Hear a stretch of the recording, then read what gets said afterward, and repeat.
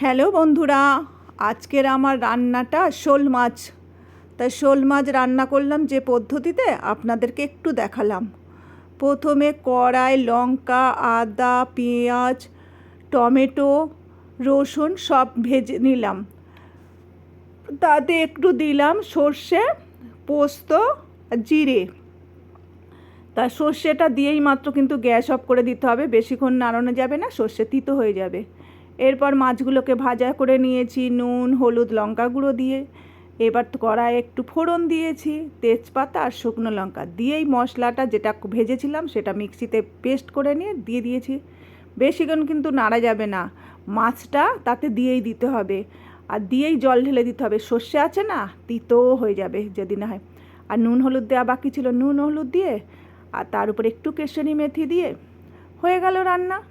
খেয়ে দেখবেন, ভালো লাগবে। Tata, bye bye.